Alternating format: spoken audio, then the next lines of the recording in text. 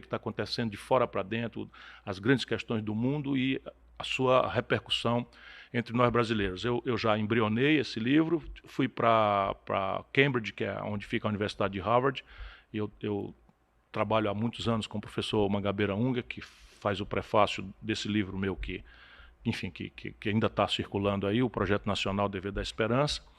E basicamente eu fico olhando as coisas, tentando um processo de detox, né? Eu me dediquei os 40 anos dos meus 65 anos a lutar pelo povo do Ceará, a lutar pelo povo do Brasil, e me sentia muito obrigado a isso, porque mesmo frustradas as minhas pretensões de disputar a presidência da República, eu saía com extraordinários, 15 milhões de votos, 14 milhões de votos, eu tinha a sensação de que eu não podia sair da luta porque eu fui acreditado por 12% dos eleitores do Brasil e isso me dava uma responsabilidade. Agora não, teve contornos de tragédia pessoal para mim, não é a ideia dessa coisa entre dois candidatos que não representam coisa nenhuma em matéria de estratégia de desenvolvimento para o Brasil, ambos com histórias constrangedoras de vida pessoal, moral, de corrupção, ambos, demagogos e tal, e o país optou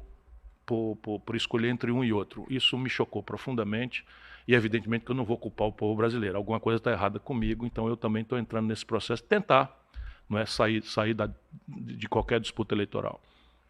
Ministro, o senhor, nesse processo todo, né, o senhor sempre que teve uma eleição que o senhor participou como candidato a presidente, você fez esse processo, né, de dar uma acalmada e depois voltar. Me parece que dessa vez o senhor está um pouco mais olhando para cá, para o Ceará. Essa minha interpretação está correta em relação à política local e essa pauta nacional. O senhor vai continuar com ela, fazendo essas reflexões? Como é que eu...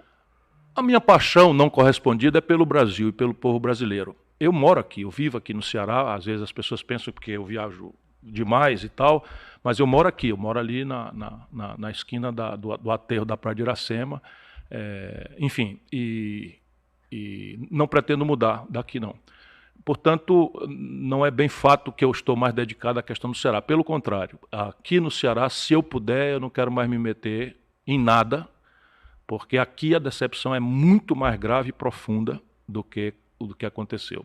Porque, o Ceará me conhece, a água que as pessoas usam para tomar banho em casa, né, foram obras que eu realizei em ambiente de grande dificuldade, a mudança de prioridade para a educação tem uma parte relevante da minha presença, o saneamento de Fortaleza, praticamente 2/3 eu que fiz, nada que não tenha sido a minha obrigação, né?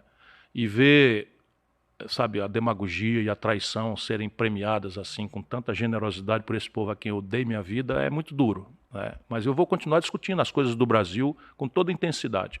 Só não quero mais pôr isso em debate eleitoral. Ministro, só para pegar esse gancho que você deu, quando você fala desse contexto, né? Você fala dessa questão do rompimento no grupo que o senhor é um dos líderes, ou o senhor fala mesmo do processo da eleição, da sua votação aqui no Ceará? As duas coisas, mas basicamente, veja, eu me tornei inelegível no Ceará, o povo não sabe disso, me tornei inelegível voluntariamente aos 50 anos. Aos 50 anos eu tinha sido o mais popular governador do Brasil. Quando fui disputar a eleição para governador no Ceará, eu ganhei em todas as urnas de Fortaleza. Em 4 delas eu tirei 100% dos votos. E isso me compromete, Isso me enche de amor, isso me enche... E eu nunca mais quis voltar ao poder, porque achava, como sigo achando, não estou arrependido, né, que a minha tarefa era abrir passagem para pessoas novas, para novos talentos, para novos quadros. E eu fiz isso. E de repente se começou a criar no Ceará um estigma de Ferreira Gomes. E eu ficava pensando, o que está acontecendo? Eu nunca fiz mal a ninguém. Meu governo foi um governo muito progressista, né? Muito, não é pouco não, está na hora de olhar para trás e prestar contas. O Ceará está se desindustrializando e eu fiz um esforço, eu trouxe a indústria calçadista para o Ceará. Em Sobral tem lá a Grendene emprega quase 40 mil cearenses, eu que trouxe para cá. Trouxe com muito sacrifício, com muita luta. A Guararapes estava aqui há 40 anos, foi embora, 2.000 cearenses foram demitidos ali, né, no lado pobre da cidade, né, na iminência do Vila Velha, onde está um dos setores mais sofridos da nossa capital. Enfim, e de repente um negócio de Ferreira Gomes. Virou assim quase um palavrão, Ferreira Gomes. Eu fico olhando o que há. E eu hoje, depois dessas traições, é que eu fico sabendo a quantidade de abusos que tem se praticado no Ceará. Eu quero que a praça saiba que eu só fiquei sabendo desses abusos agora. Depois que fui traído de forma absolutamente constrangedora, não é? Eu fico sabendo, as pessoas estão me trazendo informações chocantes, sabe? De achar que dos pequenos e médios empreiteiros, que eles fiquem todos sabendo que as pessoas que estão fazendo isso não são do meu conhecimento e são do conjunto dos traidores. Sabe, contratos exorbitantes, sem licitação, na CAGES, são coisas assim chocantes que estão acontecendo no Ceará e que não foram praticadas por mim, nunca, nenhuma delas. Eu nunca tive um escândalo no meu governo, nunca. Vê se pode. Eu não fui morar no palácio, eu fiquei morando numa casa alugada, eu não aceitei receber as aposentadorias imorais que a lei me dava de ex-governador, ex-prefeito, nunca recebi, sabe, porque eu sempre me preservei fiel ao meu compromisso, que vou morrer com ele, com o povo do Ceará. Mas, de repente, essas pessoas a quem eu dei amor, porque eu me sacrifiquei, você não tem ideia, meu irmão. Você não tem ideia. O ex-senador da República, que eu não quero mais mencionar o nome, não meteu 60 processos em mim. 60 processos, porque eu fiz a defesa do ex-governador Camilo Santana. E hoje estão os dois agarrados aí, sabe? Eu sou uma pessoa que dou valor à correção. Ninguém jamais me viu quebrando compromisso, sabe, dando a palavra. Eu não recebi um telefonema do ex-governador Camilo Santana para dizer, olha, eu não vou poder lhe apoiar e tal. Eu fiquei sabendo pela imprensa que ele estava lá. E ele é um cara que tinha dito que ia sair do PT quando o Lula foi preso. O Camilo Santana foi na minha casa me dizer que ia sair do PT porque o Lula tinha sido preso e ele queria sair de perto do Lula. E eu disse para ele, você é muito jovem, você vai ser visto como um rato fugindo do navio que está afundando.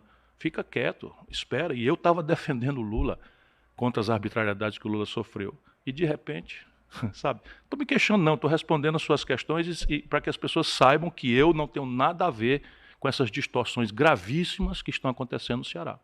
Ministro, a gente está nessa conversa aqui, é uma quinta-feira, dia do encontro do PDT, o encontro regional, um ano depois do mesmo encontro que aconteceu ano passado, que foi ali o momento que iniciou toda essa divisão interna no PDT. Hoje o partido tem um cenário, inclusive, que é de uma disputa pela presidência estadual. O irmão do senhor, o senador Cid Gomes, está pleiteando ser presidente do PDT. O partido tem vários entraves ainda a serem ajustados. Qual a avaliação que o senhor faz do PDT e que orientação o senhor pretende dar para o partido, considerando que tem esse momento do encontro? Olha, numa democracia, quem manda é o povo e a gente simplesmente aceita o que o povo determina.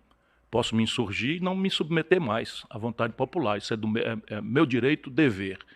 Mas se a gente quiser parar um pouquinho e raciocinar, quem era o quadro mais qualificado disponível para governar o estado do Ceará nas eleições passadas?